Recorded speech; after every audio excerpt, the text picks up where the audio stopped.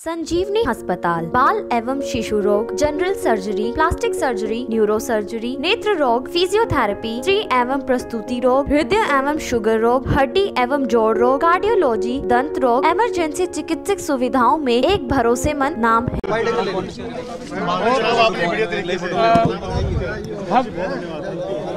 भव्य जी, ticket आपको मिल गई है, टिकट आपको मिल गई है। अगली स्ट्रेटेजी, जीत के लिए स्ट्रेटेजी क्या? देखिए, आदमपुर में हमेशा की तरह इस बार भी रुक जाओ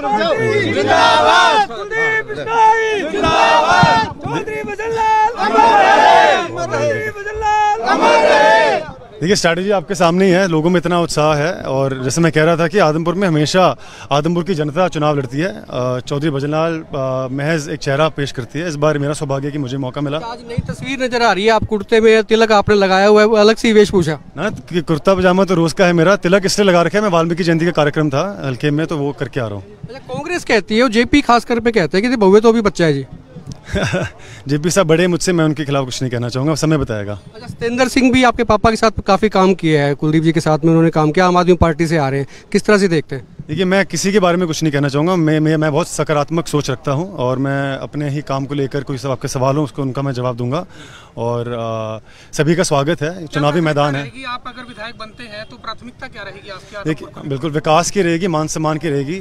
जैसा कि आप जानते हैं कि पिछले 26 साल से आदमपुर विपक्ष में रहा है, तो इस बार इतना उत्साह लोगों में इसलिए देखने को मिल रहा है क्योंकि हम 26 साल के बाद हमें सरकार में हिस्सेदारी पाने को मिल रही है। और पिछले 3 महीने मैं आप सबूत देता हूँ कि 3 महीने पहले हमने भाजपा ज्वाइन की और इन 3 महीनों में 530 करोड़ से अधिक की ग्रांट ऑलरेडी पास हो चुकी है। तो काम ये प्राथमिकता ये रहेगी कि ज़्यादा से ज़्यादा लोगों के काम मैं कर पाऊँ। 2019 लोकसभा चुनाव में आदमपुर की जनता ने आपको हराने का काम किया था यहाँ से।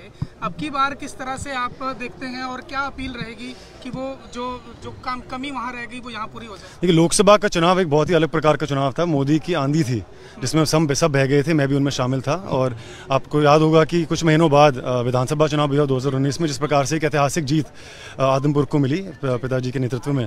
तो इस बार भी उम्मीद है कि आदमपुर की जीत होगी। 30,000 की लीड उन्होंने ली थी, आप उससे ज्यादा लेंगे। आप क्या मान के चलते हैं, कितनी लीड आप बरकरार कर पाएंगे? देखिए, एक तरफा चुनाव रहेगा, मैं नंबर तो नहीं आपको दे पाऊंगा। आदमपुर की जनता में बहुत उत्साह है और मुझे उम्मीद है कि एक तरफा चुनाव हम लड़ेंगे और एक तरफा जीत। कई बार हार से भी काफी कुछ सीखता है आदमी। जो आपका लोकसभा का चुनाव रहा, भले ही उसमें आदमपुर ने आपको हराया, तो उससे आपने कुछ चीजें सीखी होंगी। क्या उस चीजों का फर्क पड़ेगा चुनाव पे? जैसे मैंने कहा कि वो चुनाव बहुत अलग प्रकार का था, उसका हम ज़्यादा एनालिसिस नहीं कर सकते क्योंकि चुनाव भी बहुत अलग प्रकार का था। लेकिन जैसा आपने कहा, निस्संदेह हार से ही और मुश्किलों से ही इंसान आगे बढ़ता है और सीखता है। और जो सीख मुझे मिली है मैं उनको आगे। सपने में विधानसभा नजर आ रही है आजकल? सपने में मुझे आदमपुर की जनता और मेरा परिवार याद आ रहा है और मैं उम्मीद करूँगा और विश्वास दिलाता हूँ अपने परिवार को कि आदमपुर का एक व्यक्ति का मस्तक गर्व से ऊंचा होगा। इसके लिए मैं हर भरकम प्रयास करूंगा। कहते हैं कि कुलदीप बिश्नोई यहाँ रहते नहीं है और अब तो भावे तो बिल्कुल नहीं रहते, तो इस चीज़ को कैसे तोड़ेंगे? नहीं, देखिए, आप इस सवाल के 2 पहलू है। पहला आपने कहा कि पिताजी बीच में नहीं रहते, इसमें कोई सच्चाई नहीं है। ये सिर्फ विपक्षियों की बौखलाहट है, उनके पास मुद्दे नहीं रहे कोई कहने को। ये सही जाहिर सी बात है कि जब उनको तो कैंसर की समस्या थी तो उनका आना कम रहा, लेकिन फिर भी लोग सुख दुख में रहे। सड़क से लेकर सदन तक आदमपुर की जनता की आवाज़ भी उठाई उन्होंने और विकास कार्य भी किए। दूसरा सवाल आपका रहा मुझको लेकर। मैं पिछले 1 साल से ज़रूर विदेश रहा, लेकिन आप बस करने दो। मैं विदेश इसलिए रहा क्योंकि मैं पढ़ने गया था। और क्या पढ़ने गया था? पब्लिक पॉलिसी और पब्लिक एडमिनिस्ट्रेशन। और कहाँ से पढ़ने गया था? हार्वर्ड यूनिवर्सिटी, जो कि दुनिया की सबसे बेहतरीन यूनिवर्सिटी है। तो मैं आपसे सवाल करता हूं कि जब हम डॉक्टर के पास जाते हैं तो आप सब बढ़िया डॉक्टर के पास जाते हैं कि नाड़ी के पास जाएंगे? या वकील करते हैं तो अच्छे शिक्षित वकील के पास, कोशिश ये रहती है कि अच्छे से अच्छे वकील के पास जाएं। तो जब राजनीति की बात आती है तो हम शिक्षा को इतने बुरी नज़र से क्यों देखते हैं? ये तो आदमपुर के लिए और सभी के लिए बहुत ही खुशी और फख्र की बात है कि एक शिक्षित, निस्संदेह जो अनुभव मेरा रहा है शिक्षा का या जीवन का, वैसे मुझे बहुत कुछ सीखना भी बाकी है। मैं पूर्ण प्रयास करूंगा कि वो उसका लाभ आदमपुर की जनता को मिले। एक बार आपने इंस्टाग्राम पे कुछ वीडियोस डाले थे, मुझे ध्यान है, आपने लोगों को प्रेरणा दी थी, चैलेंज भी दिया था कि भी मैं कर रहा हूँ, आप भी करिए। योगा करते थे आपने, एथलेटिक्स की कुछ टिप्स दिए थे। कुछ चैलेंज राजनीति में भी किसी को देना चाहेंगे? चैलेंज तो यही है कि आदमपुर की जनता का हमारा जो प्यार है, जो विश्वास है, उनको तोड़ने का प्रयास ना करें क्योंकि अटूट है। और बाकी जो आपने फिटनेस की बात की वो तो प्रयास रहते ही हैं। हरियाणा आपको पता है जिस प्रकार से ओलंपिक्स की बात करें या किसी भी प्रतियोगिता की बात करें, हरियाणा प्रदेश सबसे आगे रहता है। तो उसी परंपरा को मैं आगे लेके जाने का पूरा प्रयास पहले करूँगा। सोनाली यहाँ से प्रत्याशी थी, अब वो नहीं रही।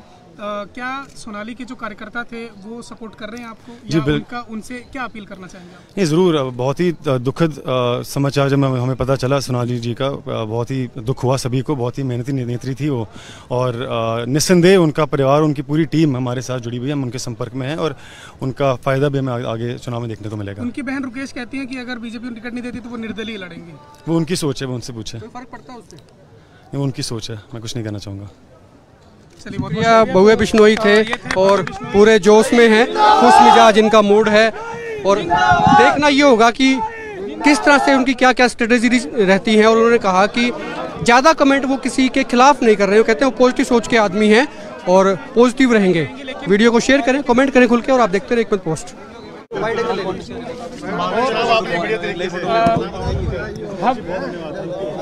भव्य जी, टिकट आपको मिल गई है, टिकट आपको मिल गई है, अगली स्ट्रेटेजी, जीत के लिए स्ट्रेटेजी क्या?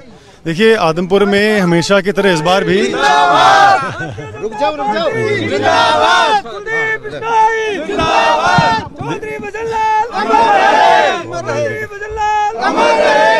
देखिए, स्ट्रैटेजी आपके सामने ही है। लोगों में इतना उत्साह है, और जैसे मैं कह रहा था कि आदमपुर में हमेशा आदमपुर की जनता चुनाव लड़ती है। चौधरी भजनलाल महज एक चेहरा पेश करती है। इस बार मेरा सौभाग्य कि मुझे मौका मिला। आज नई तस्वीर नजर आ रही है, आप कुर्ते में तिलक आपने लगाया हुआ है, वो अलग सी वेशभूषा ना, कि कुर्ता पजामा तो रोज का है मेरा, तिलक इसलिए लगा रखा है, मैं वाल्मीकि जयंती का कार्यक्रम था हल्के में, तो वो करके आ रहा हूँ। अच्छा, कांग्रेस कहती है, जेपी खासकर पे कहते हैं कि बहुए तो अभी बच्चा है जी।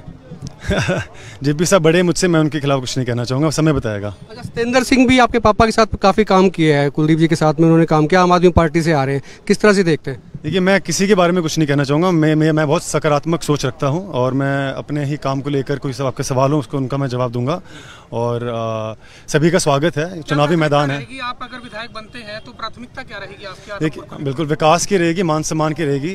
जैसा कि आप जानते हैं कि पिछले 26 साल से आदमपुर विपक्ष में रहा है, तो इस बार इतना उत्साह लोगों में इसलिए देखने को मिल रहा है क्योंकि हम 26 साल के बाद हमें सरकार में हिस्सेदारी पाने को मिल रही है। और पिछले 3 महीने मैं आप सबूत देता हूँ कि 3 महीने पहले हमने भाजपा ज्वाइन की, और इन 3 महीनों में 530 करोड़ से अधिक की ग्रांट ऑलरेडी पास हो चुकी है। तो काम ये प्राथमिकता ये रहेगी कि ज़्यादा से ज़्यादा लोगों के काम मैं कर पाऊँ। 2019 लोकसभा चुनाव में आदमपुर की जनता ने आपको हराने का काम किया था यहाँ से, अब की बार किस तरह से आप देखते हैं, और क्या अपील रहेगी कि वो जो कमी वहाँ रहेगी वो यहाँ पूरी हो जाए? देखिए, लोकसभा का चुनाव एक बहुत ही अलग प्रकार का चुनाव था। मोदी की आंधी थी जिसमें सब बह गए थे, मैं भी उनमें शामिल था। और आपको याद होगा कि कुछ महीनों बाद विधानसभा चुनाव भी हुआ 2019 में, जिस प्रकार से एक ऐतिहासिक जीत आदमपुर को मिली पिताजी के नेतृत्व में।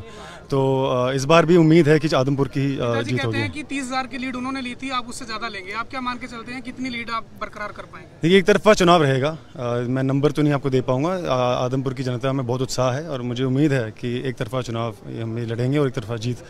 कई बार हार से भी काफी कुछ सीखता है आदमी। जो आपका लोकसभा का चुनाव रहा, भले ही उसमें आदमपुर ने आपको हराया, तो उससे आपने कुछ चीजें सीखी होंगी, क्या उस चीजों का फर्क पड़ेगा चुनाव पे?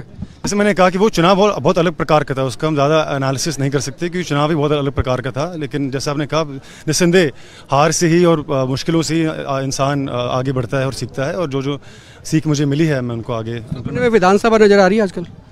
सपने में मुझे आदमपुर की जनता और मेरा परिवार याद आ रहा है, और मैं उम्मीद करूँगा और विश्वास दिलाता हूँ मेरे परिवार को कि आदमपुर का एक व्यक्ति का मस्तक गर्व से ऊंचा होगा। इसके लिए मैं हर भरकम प्रयास करूंगा। कहते हैं कि कुलदीप बिश्नोई यहाँ रहते नहीं हैं, और अब तो भावे तो बिल्कुल नहीं रहते, तो इस चीज़ को कैसे तोड़ेंगे?